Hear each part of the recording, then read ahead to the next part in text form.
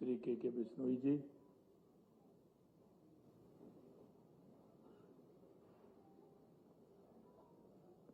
अध्यक्ष BJP Telangana Shri N Ramchandra Rao ji,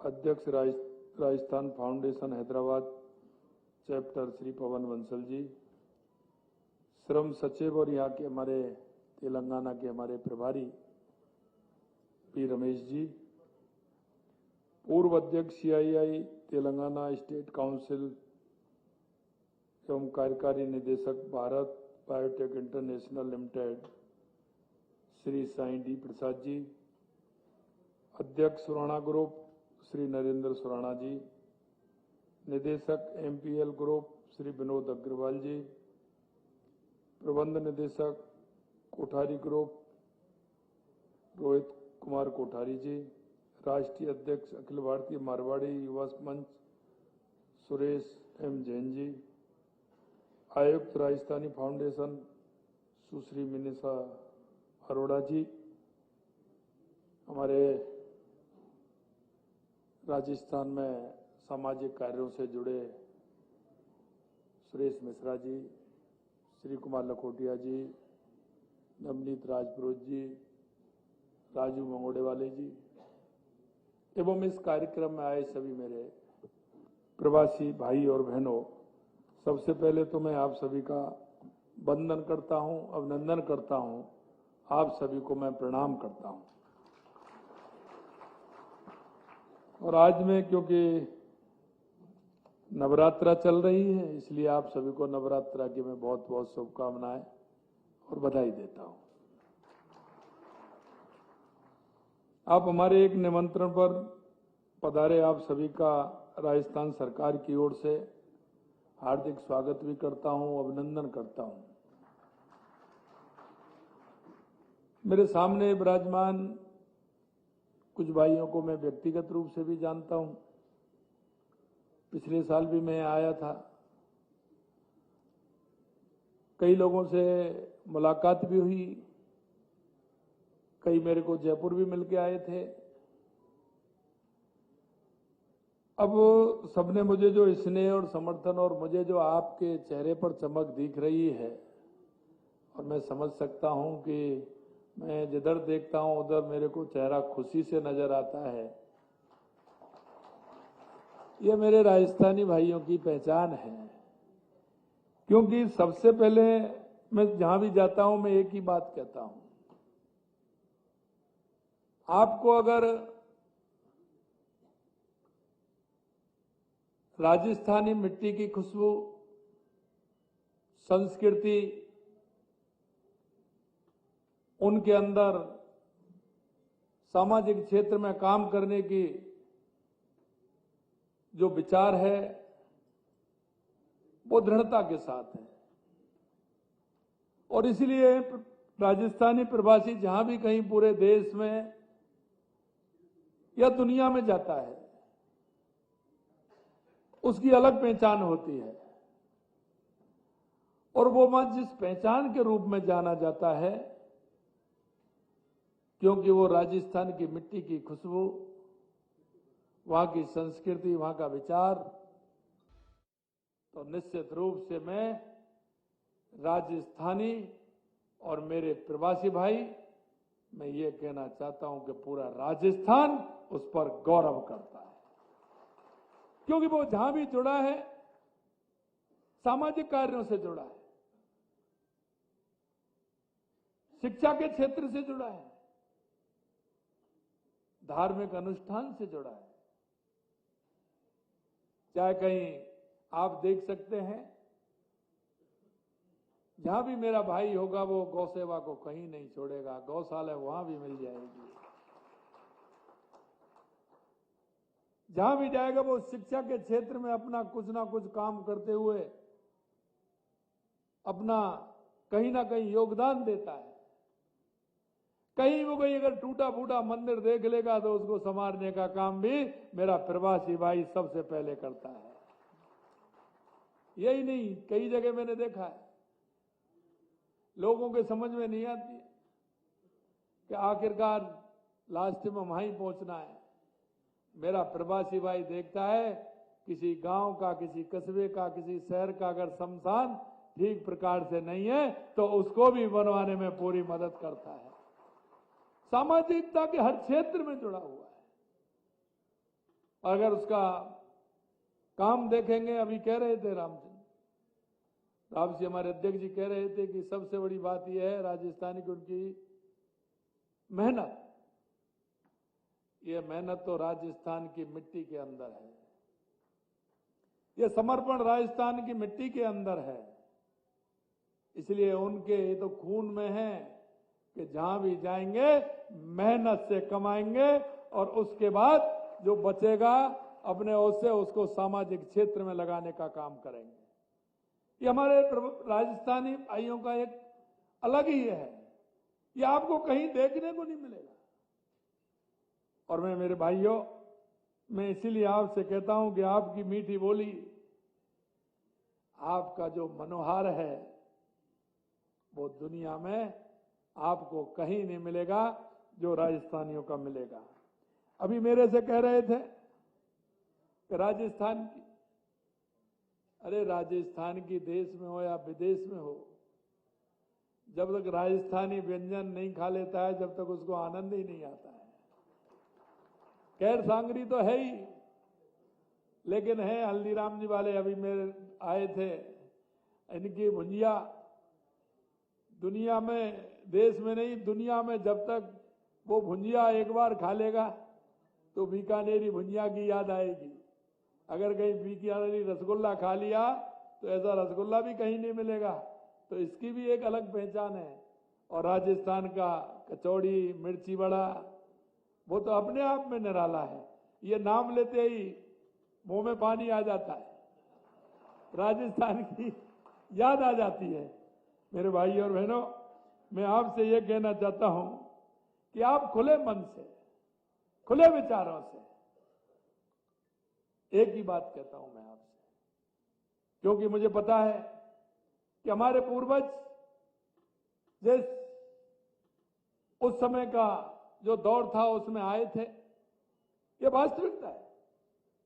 हमारा प्रवासी भाई ने कभी ये नहीं किया, हमारे बुजुर्गों ने हमें सिखाया कि मेहनत करके अपना भी पेट भरना है और जनता का भी सहयोग करना है, जिससे लोगों को लगे सामाजिक कार्य करते हुए हमें आगे बढ़ना है। क्योंकि हमारे अंदर संवेदना है, और संवेदना यह है कि जब हम खेत में बुवाई करने के लिए राजस्थानी जाता है, आषाढ़ के महीने में जब उसकी बुवाई होती है, किसान जब जाता है, मेरे भाई हैं जानते होंगे, वो सबसे पहले जब खेत में पहुंचता है, पूजा करके माता जब सिर पर उसके बीज रखती हैं, और जब वो खेत में जाता है तो सबसे पहले वो ये कहता है कि हे भगवान, जब बीज डालता है कि पक्षियों को भी देना, पशुओं को भी देना, साधु संतों को भी देना, आए हुए अतिथि को भी देना, और बचे तो मेरे को देना। ये राजस्थानी प्रवासी के हमेशा स्थिति रही। और इसलिए अभी सभी जगह देख लेंगे, जहां मेरा प्रवासी भाई है जिस काम में लगा हुआ है वो मन से लगा हुआ है, और जब मन से काम करता है तो उसमें से निकाल करके वो समाज के सहयोग के लिए कार्य करता है।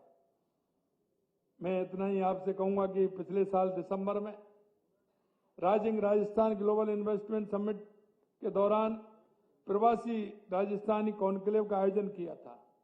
उस दौरान मैंने घोषणा की थी कि हर साल हम 10 दिसंबर को प्रवासी राजस्थानी दिवस मनाएंगे।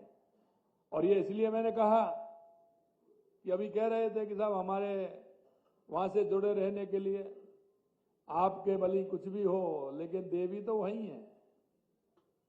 मंदिर आपके जो जिनको मानते हैं, आपकी जिनके प्रति श्रद्धा है, वो भी वहीं है। आप शादी करते हैं तो पूजन करने तो राजस्थान गांव में आते ही हैं। लेकिन मैं आपसे दूसरी बात कहना चाहता हूं कि आप कम से कम ये 10 दिसंबर का प्रवासी दिवस मनाएंगे तो आपका मन ये भी करेगा कि प्रवासी में भी मैं हिस्सा लेकर के आऊं और मैं मेरे देवी देवताओं को प्रणाम करके भी आऊं।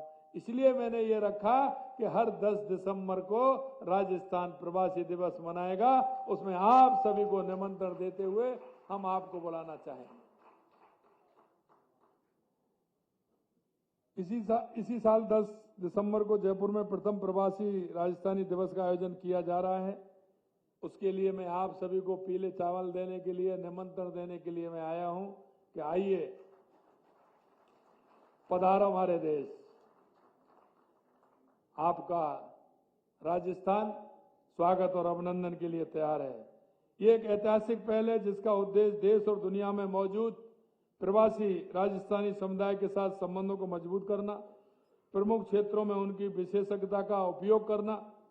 आपको ये जानकर खुशी होगी, प्रवासी राजस्थानी दिवस के दौरान शिक्षा, पर्यटन, उद्योग, स्वास्थ्य, जल संचय जैसे क्षेत्र के लिए विभिन्न सत्रों का भी आयोजन किया जा रहा है, ताकि आपकी विशेषता का फायदा आपकी मातृभूमि को मिल सके। इसमें हमने अलग अलग चैप्टर रखे हैं और वो चैप्टर हमने इसलिए अलग अलग रखे हैं कि आपकी रुचि किस में है, आप अपनी रुचि किस में दिखाना चाहते हैं। हम हर क्षेत्र में काम कर रहे हैं। और दूसरा मैं आपसे कहना चाहता हूं कि राजस्थान जिस नजरिए से आप देखते हैं वो आपका स्पष्ट है। राजस्थान में बहुत संभावना है, बहुत संभावना है। और संभावना ये है कि आप किसी भी क्षेत्र में राजस्थान के अंदर काम करें, आप जब जाएंगे तो शायद आपको बदला हुआ राजस्थान नजर आएगा। बदला हुआ इसलिए आएगा कि जिसको मरुभूमि कहते हैं, आज वो हरियाला राजस्थान है। राजस्थान के जितने भी बांध हैं वो भरे हुए हैं। और सबसे पहले जब हमारी सरकार बनी थी तो हमने पहला जो आवश्यकता थी, हमारे मंत्रिमंडल ने बैठ करके विचार किया कि सबसे पहले राजस्थान में आवश्यकता किस बात की है। तो हमने कहा सबसे पहले राजस्थान में आवश्यकता होगा, आप भी समझते हैं, सबसे पहले किस बात की है? पानी की। इसलिए मैं यही कहता हूं कि आपका दिल अभी भी भाई है, क्योंकि आपको पता है कि राजस्थान में सबसे पहले आवश्यकता क्या है। मेरे भाई और बहनों, मैं यही बात कहना चाहता हूं। देश के यशस्वी प्रधानमंत्री नरेंद्र मोदी जी के नेतृत्व में जो पानी के लिए काम हुआ है 2 साल के अंदर, वो ऐतिहासिक काम हुआ है। क्योंकि जो हमारी ERCP थी, राम जल सेतु योजना, वो हमारे लगभग 17 जिलों की थी। और आपने देखा कि 17 दिसंबर को उसका देश के यशस्वी प्रधानमंत्री ने उस योजना को पास किया और कल उन्होंने उसका शिलान्यास भी कर दिया, जो 17 जिलों को राम जल सेतु योजना से पानी मिलेगा। शेखावाटी के मेरे बहुत भाई बहन हैं। शेखावाटी के अंदर पानी की कमी है। देश के यशस्वी प्रधानमंत्री नरेंद्र मोदी जी के नेतृत्व में शेखावाटी के लिए यमुना का जल आ रहा है, उसकी DPR बन रही है। आने वाले समय में शेखावाटी में भी खूब पानी होगा, जिसकी कोई चिंता हमें नहीं रहेगी। इसी तरह से आपने देखा हमारा हनुमानगढ़, गंगानगर, बीकानेर, नागौर, फलौदी, जैसलमेर, बाड़मेर के लिए, जोधपुर के लिए हमारी इंदिरा गांधी गंगा नहर से पानी आता है। उसके लिए भी हमने 4,500 करोड़ रुपए मंजूर किए और इधर हमारा काम चल रहा है। और उधर आपने देख लिया कि अब सिंधु का पानी भी राजस्थान में आने वाला है। ये भी आपको खुशी मिल रही है। जब हमारे प्रधानमंत्री जी गुजरात के मुख्यमंत्री थे तो आपने देखा बाड़मेर, सांचौर, जालौर के लिए नर्मदा का पानी दिया। अभी जो हमारी स्कीम है, लगातार वो स्कीम भी हमारी धरातल पर आई है। हमारी देवास स्कीम है, जिसका आधा पानी हमारा अरब सागर की तरफ जाता था, आधा हिंद महासागर की तरफ आता था। उसमें भी एनीकट और टनल बना के उस पानी को भी ले रहे हैं, जिससे हमारा उदयपुर की झीलें अच्छी रहें, हमेशा भरी रहें। राजसमंद से लेकर के, चित्तौड़ से लेकर के, भीलवाड़ा से लेकर के पानी हमारे को मिले, हमारा बीसलपुर में पानी आए। राणा प्रताप से ब्राह्मणी नदी को लेकर के जोड़ा जा रहा है, जो हमारा बीसलपुर डैम बढ़ जाए, उससे हमारे राजस्थान का आधा हिस्सा है उसमें पानी आ जाए। सोमकमला के माध्यम से बांसवाड़ा, डूंगरपुर, चित्तौड़, प्रतापगढ़, सलूमर इसको जोड़ा जा रहा है और इसी से जमाई बांध में पानी डालते हुए उस पानी को भी जालौर और सिरोही और पाली में दिया जा रहा है। मैं आपसे कहना चाहता हूं कि राजस्थान में आने वाले समय में पानी की किसी भी प्रकार से कमी नहीं रहेगी। इसी तरह से बिजली के क्षेत्र में हम बढ़ रहे हैं। सबसे पहले बिजली का हमने किसानों से वायदा किया कि 2027 तक दिन में बिजली देंगे। कल भी प्रधानमंत्री जी ने बांसवाड़ा में उद्घाटन की शिलान्यास किया है और आने वाले समय में आप देखेंगे, क्योंकि हमारे पास सूर्य की रोशनी सबसे ज्यादा है, ये तो आपको पता ही है। सोलर भी हमारे पास है। आज सोलर में देश में पहले नंबर पर है तो वो राजस्थान है। इसलिए मैं कहना चाहता हूं, वहां किसी भी तरह की नहीं और संभावना इतनी है। हमारा पर्यटन देखेंगे तो आप कहेंगे हमारे यहाँ का धार्मिक पर्यटन है जैसा कहीं है क्या? हमारे यहाँ के आपने अभी फिल्म देखी अभ्यारण्य, हमारे रणथम मोड़ से लेकर के सरिस्का से लेकर के bird sanctuary, Keoladeo national park से लेकर के ताल छापड़ से लेकर के मुकंदरा हिल से लेकर के रामगढ़ बिजदारी से लेकर के नाहरगढ़ सफारी योजना से लेकर के कितने हमारे हैं। और हमारे महल और हमारे किले अपने आप में निराले हैं। और अभी अभी हमने कहा है कि जो हमारी शेखावाटी की जो हमारी हवेलियां हैं, बहुत अच्छी हवेलियां हैं, वो बन नहीं सकती हैं। उनको स्वरूप को निखारने के लिए हमने अभी मीटिंग की, हमने उनको बुलाया। हमने कहा कि कोई भी किसी हवेली को तोड़ने की इजाजत नहीं मिलेगी, वो हमारी धरोहर है। और देश के यशस्वी प्रधानमंत्री नरेंद्र मोदी जी कहते हैं कि विरासत और विकास दोनों साथ चलने चाहिए। इसलिए उनको भी हम रखरखाव करके और हमने सभी को बुलाया है। और आपसे भी मैं कहना चाहता हूं, आपकी भी अगर कोई हवेली हो तो आप आए, उसको ठीक प्रकार से कराएं और ठीक करके उसको किसी को लीज पर दें, किसी को ऐसे दें, उसकी व्यवस्था सरकार करेगी और आपकी उसकी आमदनी भी मिलेगी। किसी तरह की चिंता करने की जरूरत नहीं है। ये काम भी हम करने जा रहे हैं जिससे हमारा ग्रामीण टूरिस्ट सबसे ज्यादा वहां बढ़े। मैं आपसे इतना कहना चाहता हूं कि हमारे प्रवासी राजस्थानी जिस तरह से हर अवसर पर सराहनीय कार्य करते हैं, निश्चित रूप से हमारा सिर गर्व से ऊंचा होता है। आपके हितों को ध्यान में रखते हुए हम एक विशेष विभाग बना रहे हैं। ये विभाग प्रवासी राजस्थानियों के व्यवसायिक और सामाजिक प्रयासों में सहयोग प्रदान करेगा। हमने पिछले 2.25 साल में राजस्थान फाउंडेशन को सुदृढ़ किया है। देश में 12 और विदेशों में 14 प्रबुद्ध प्रवासी राजस्थानी को अध्यक्ष नियुक्त कर इन सभी चैप्टर को क्रियाशील किया है।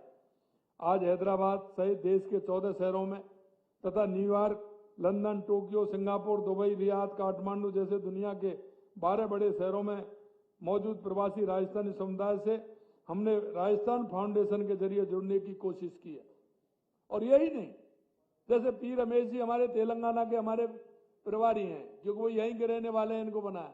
इसी तरह पूरे देश के अंदर जितने प्रदेश हैं उन सब में हमने एक सीनियर आईएएस को उसका प्रभारी बनाया है, जिससे किसी तरह से हमारे प्रवासी भाइयों को कोई दिक्कत नहीं हो, कोई समस्या नहीं हो। अगर आपको कहना है तो आपके प्रदेश का प्रवासी अधिकारी कौन है, उनको आप अपनी बात बताइए।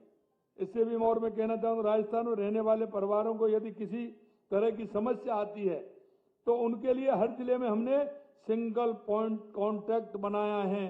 आपकी समस्या समाधान के लिए हमने प्रत्येक जिले में अतिरिक्त जिला कलेक्टर को नोडल अधिकारी बनाया है, जिससे आपको कोई परेशानी नहीं हो। क्योंकि एक जगह मैं गया था पिछली बार, मां हमसे कहा था कि साहब हमारी पुरानी हवेली है, हमारी दुकान है, हमारा मकान है, हमारी जमीन है। मैंने कहा आप चिंता मत करिए, आप यहाँ काम करिए, उसकी हिफाजत करना हमारा काम है। आपको किसी भी तरह से नुकसान नहीं होने देंगे, उसकी हिफाजत हमारी सरकार करेगी। इसलिए हमने एक नोडल अधिकारी आपको बनाया। हम चाहते हैं कि प्रवासी राजस्थान न केवल निवेश अनुकूल वातावरण का लाभ उठाएं, बल्कि अपने पैतृक गांव में जहां आप रहने वाले हैं, शिक्षा, स्वास्थ्य, जल संचय और आधारभूत ढांचे को विकास में सहयोग करें। मुझे ये भी कहना है, राजस्थान आज विकास की नई ऊंचाइयां छू रहा है और इस प्रगति में आपकी भूमिका अत्यंत महत्वपूर्ण है। आपकी सलाह, आपके अनुभव, आपके निवेश और आपके योगदान से हमारा समृद्ध राज्य दुनिया के मानचित्र पर प्रमुख स्थान पा रहा है। पिछले साल दिसंबर में आयोजित राइजिंग राजस्थान ग्लोबल, मैंने जैसे कहा 35 लाख करोड़ रुपए के एमओयू हुए थे। कल मैंने, क्योंकि मार्च में 3 लाख करोड़ के हो गए थे, कल प्रधानमंत्री जी की उपस्थिति में हमने कहा कि हमारे 3 लाख मार्च में और 4 लाख हमारे अब तक हमारे जमीन पर आ चुके हैं। इसलिए मैं कहना चाहता हूं कि 35 लाख करोड़ में से 7 लाख करोड़ रुपए का निवेश हमारा हम उतार चुके हैं। यह प्रदर्शन अपने आप में बदलते राजस्थान के बारे में सब कुछ कह रहा है। हमारी कोशिश है केवल निवेश के बारे में नहीं, ये राजस्थान के भविष्य का सक्षम बनाने, राज्य को समृद्धि और विकास के मामले में अग्रणी बनाने में। Rajasthan is ready, Rajasthan is rising, Rajasthan is ready, Rajasthan is rising, Rajasthan is leading. यह आवश्यक है। हम केवल वादे और बातें करने में यकीन नहीं रखते, हम काम करके दिखाने वाले और परियोजनाओं को धरातल पर उतार कर दिखाने में यकीन रखते हैं। आज राजस्थान सरकार का हर विभाग एक साझा उद्देश्य, आपसी सहयोग, पूर्ण सामंजस्य के साथ काम कर रहा है ताकि राजस्थान को $350 बिलियन की अर्थव्यवस्था में बदल सके। राजस्थान का उत्तर और पश्चिम भारत के प्रमुख बाजारों से सीधा जुड़ाव, हमारा राज्य अब बड़े अवसरों की भूमि बन रहा है। हमारा राज्य देश में मौजूदा हाईवेज का तीसरा एवं रेलवे का 5वां सबसे बड़ा नेटवर्क है। इसके अलावा राजस्थान में 7 प्रमुख हवाई अड्डे हैं और दिल्ली मुंबई फ्रेंट कॉरिडोर का सबसे बड़ा हिस्सा हमारे प्रदेश में होकर निकलता है। हमने प्रदेश में निवेश के अनुकूल माहौल बनाने के लिए पिछले 1.25 साल से मैं 20 से ज्यादा नई नीतियां भी बनाई हैं। नीतियां बनाने का उद्देश्य ये होता है, वो ये नहीं है कि आप आइए, किसी को मेहरबानी कर दें, किसी को नहीं करें। पहले चलता था, लेकिन हमने नीति बना करके सभी लोगों का ठीक प्रकार से काम हो, इसके लिए हमने नीतियां बनाई हैं। कई पुरानी नीतियों को समय के अनुकूल बनाया ताकि जब आप प्रदेश में निवेश करें तो आपको किसी भी तरह की समस्या ना हो। आपको ये बताते हुए मुझे खुशी हो रही है कि हमारी सरकार कई नए उद्योग क्षेत्रों की स्थापना भी करने जा रही है। अभी अभी हमारे के बिश्नोई जी कह रहे थे, ये भी मैं आपसे कहना चाहता हूं कि पचपदरा में लंबे समय से प्रतीक्षित रिफाइनरी इसी वित्तीय वर्ष में शुरू होने जा रही है।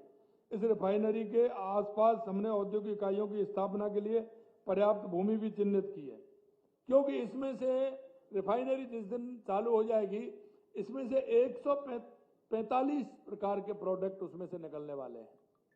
अगर उसके पास में उसके वहां अगर हमारी फैक्ट्री लग जाएंगी तो उसका बहुत बड़ा फायदा मिलेगा।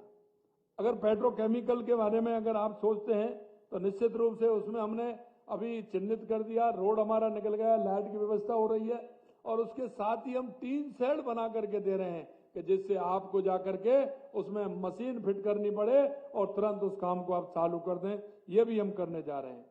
आप राज्य के इस क्षेत्र में उभरती नई संभावना को तत्काल एवं गंभीरतापूर्वक देखें ताकि रिफाइनरी से निकलने वाले विभिन्न उत्पादन पर आधारित उद्योग उस जल्द से जल्द लग सके। रीको द्वारा पिछले कुछ महीनों में 1232 निवेशकों को भूमि उपलब्ध करवाई जा रही है।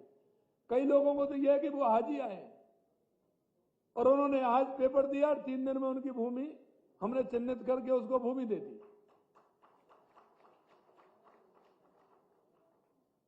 सिंगल विंडो जो कहते हैं, कहने में हम कहते हैं, कह देते हैं, लेकिन वास्तविकता यह है कि आप निवेश के लिए जितनी जल्दी आओगे जितने ही पाओगे। और मैं आपसे यही कहना चाहता हूं, आपने देखा है कि हमने 17 गीगावाट की अक्षय ऊर्जा परियोजना के लिए 34,000 हेक्टेयर भूमि गत कुछ महीनों में ही आवंटित की है। 34,000 हेक्टेयर भूमि हमने आवंटित की है। अगर कोई सोलर में आना चाहता है, निवेश को धरातल उतारने के लिए हमारी प्रतिबद्धता को दिखाता है। ऊर्जा के क्षेत्र में लगातार हम काम कर रहे हैं। 25 सितंबर को माननीय प्रधानमंत्री नरेंद्र मोदी जी ने कल ही राजस्थान के माई बांसवाड़ा में 2,800 मेगावाट क्षमता की 42,000 करोड़ रुपए की लागत वाली न्यूक्लियर पावर परियोजना का शिलान्यास कल किया है। आप देख रहे होंगे। हमारे यहाँ चाहे वो बैटरी स्टोरेज हो, पंप स्टोरेज हो, रूफटॉप सोलर हो या पीएम कुसुम के तहत विकेंद्रीकृत सोलर प्रोजेक्ट, ऊर्जा के हर क्षेत्र में राज्य ने गत पौने साल में एक नई पहल की है। उद्योगों को अधिक क्षमता के कैप्टिव पावर प्लांट लगाने की अनुमति के साथ राज्य में नेट व वर्चुअल मीटरिंग व्यवस्था की भी अनुमति कर दी गई है। हमने राज्य में 3200 मेगावाट क्षमता के एक थर्मल प्रोजेक्ट के लिए भी कार्रवाई प्रारंभ कर दी है। टीबीसीबी व्यवस्था के तहत 23,000 करोड़ रुपए के प्रसारण तंत्र के लिए टेंडर शीघ्र आमंत्रित किए जा रहे हैं। कुल मिलाकर ऊर्जा के क्षेत्र में हम एक के बाद एक नए कदम उठाकर राज्य के ऊर्जा परिदृश्य को पूरी तरह से बदलने जा रहे हैं। राजस्थान का हर कोना अपनी समृद्धि, धरोहर, प्रकृति, संस्कृति और विविधताओं का दर्शन करवाता है। पर्यटन निवेश में तेजी लाने के लिए राज्य सरकार ने भूमि आवंटन हेतु न्यूनतम निवेश को 100 करोड़ रुपए से घटाकर, पहले 100 करोड़ रुपए था, अब हमने घटाकर 50 करोड़ रुपए कर दिया है। इस संशोधन से अधिक निवेशकों, विशेषकर हेरिटेज, वेलनेस और हॉस्पिटैलिटी क्षेत्र के साथ साथ घरेलू निवेशकों को भागीदारी का अवसर मिलेगा। इसमें हमारे राज्य के खाटू श्याम जी, सालासर, ताल छापर, सरिस्का, घनावड़, श्री रामगढ़, विजदारी, टाइगर रिजर्व ऐसे कई क्षेत्रों में तत्काल होटलों की आवश्यकता को देखते हुए आप में से इच्छुक प्रवासी लोग इस तरफ विशेष रूप से ध्यान दे सकते हैं। बहुत आवश्यकता है। अभी राजस्थान के अंदर कम से कम 500 होटलों की आवश्यकता है। वो छोटे नहीं, बड़े होटलों की आवश्यकता है। और जिस तरह से अगर बड़े होटल आते हैं तो उनके साथ छोटे होटल भी चाहिए, यह भी आवश्यक है। आप देख सकते हैं कि राजस्थान के अंदर जिस तरह से पिछले दिनों में पर्यटक बढ़ा है,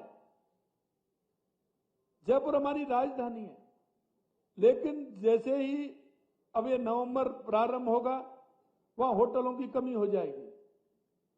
बहुत कम होटल बढ़ जाएंगे हमारे को, वो दूसरी जगह जाकर के कहीं नजदीक में रुकते हैं, कहीं रुकते हैं, कहीं दूसरी जगह रुकते हैं। और मैं ये कहता हूं कि हमारा जैसे रणथंभौर है, सरिस्का है, बड़ सेंचुरी है, ताल छापर है, और मेरा डेजर्ट अगर आप देखोगे जैसलमेर है, तनोट माता, और अभी हमारा देखा होगा आपने वहां जैसलमेर का हमारा तनोट माता पर डेली का 10 और 15 हजार लोगों का आवागमन रहता है, क्योंकि बॉर्डर भी पास में, इसलिए लोग बॉर्डर देखने भी जाते हैं। गोविंदगढ़ है, वहां उसको देखने के लिए जाते हैं। खुड़ी हमारा सबसे अच्छा डेजर्ट है। आप दुबई को छोड़ दीजिए, दुबई से तो कई गुना अच्छा है हमारा।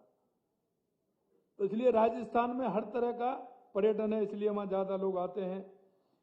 हमने रिप्स में भी 2024 में स्टैंडर्ड सर्विसेज पैकेज के तहत इनिशिएटिव के लिए पर्यटन में निवेश की न्यूनतम सीमा 50 करोड़ से घटा करके 10 करोड़ रुपए कर दी है, जिसका लाभ भी आप सब उठा सकते हैं। हमारे प्रदेश में कच्चा तेल, लोहा, सोना और प्राकृतिक स्टोन जैसे 82 तरह के खनिजों का भंडार है। अब आप देखिए, कई प्रदेशों की जीडीपी जो होती है वो मिनरल्स के ऊपर होती है। राजस्थान में सबसे ज्यादा 85 प्रकार के मिनरल हैं। आप अगर मिनरल के में आना चाहते हैं तो उसमें आइए। इसीलिए मैं कहता हूं कि राजस्थान में बहुत सारी संभावना है।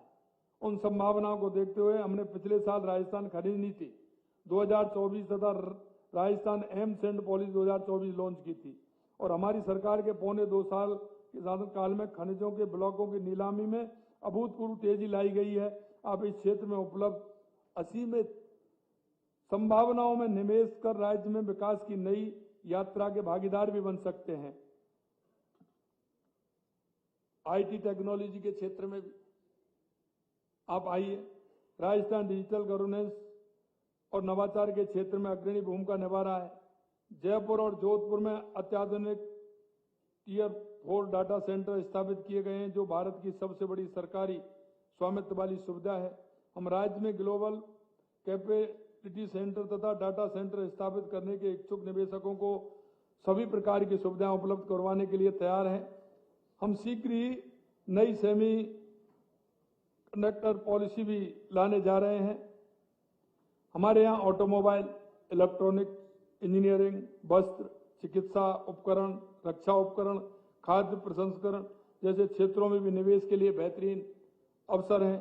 इनके अलावा आईआईटी, एम्स, आईआईएम, बिट्स जैसे प्रमुख संस्थानों के 88 विश्वविद्यालय राजस्थान के सभी प्रकार के आवश्यक स्किल्ड वर्क को कोर्स को उपलब्ध करवा रहे हैं। मैं आपसे इतना कहना चाहता हूं भाइयों बहनों, ये सिर्फ शासन तंत्र में बदलाव नहीं बल्कि काम करते हुए आगे बढ़ने की एक ऐसी प्रक्रिया है जो नए राजस्थान की स्थापना करेगी। एक ऐसे राजस्थान की जो अभूतपूर्व गति से विकास के पथ पर अग्रसर हो रहा हो तथा देश के विकास में अग्रिम पंक्ति में खड़ा हो। हमारी सरकार ये सुनिश्चित करने के लिए प्रतिबद्ध है कि हमारे प्रदेश में किए गए हर निवेश सफलता में तब्दील हो।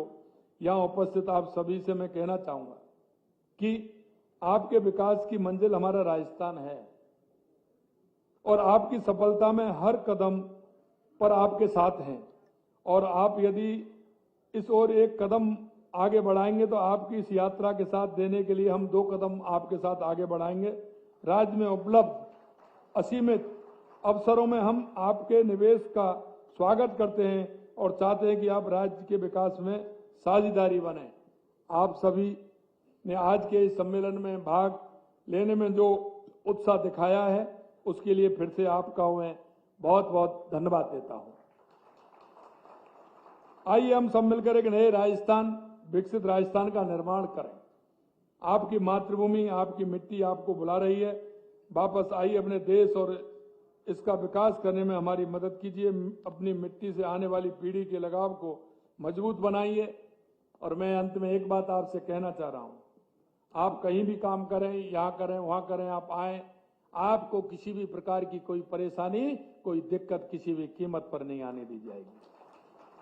और आपको मैं ये भी विश्वास दिलाता हूं, और वो इसलिए दिलाता हूं कि वो राजस्थान महाराणा सूरजमल की धरती है, महाराणा प्रताप की धरती है, वो त्याग की देवी पन्नाधाय की धरती है, भक्ति की मूर्ति मीराबाई की धरती है, और अपने आप को पर्यावरण के लिए न्यौछावर कर दे ऐसी हमारी अमृता देवी मां की धरती है।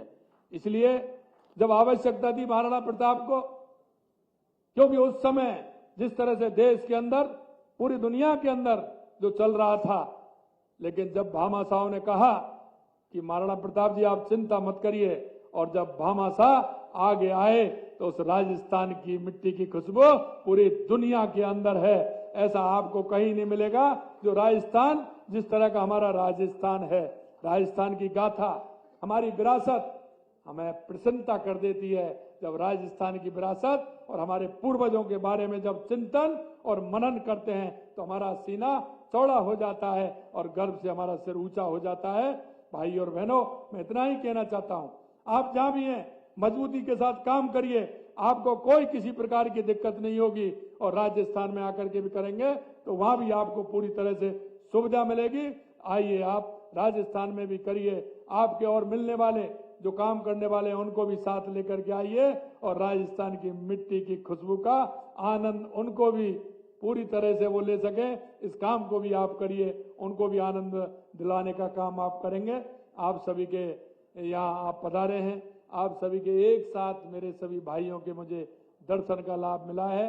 निश्चित रूप से नवरात्रा के समय में मैं धन्य हुआ हूं कि आप सभी के दर्शन एक साथ मुझे मिले हैं। आप सभी को बहुत बहुत धन्यवाद। जय हिंद, जय भारत, जय राजस्थान।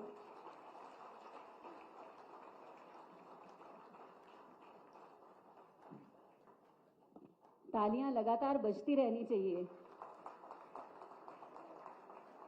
धन्यवाद सर, आपके प्रेरक और प्रगतिशील विचार से हम सभी गहन प्रेरणा और नई दिशा को अनुभव कर रहे हैं। आइए माननीय मुख्यमंत्री जी के विचारों और मार्गदर्शन को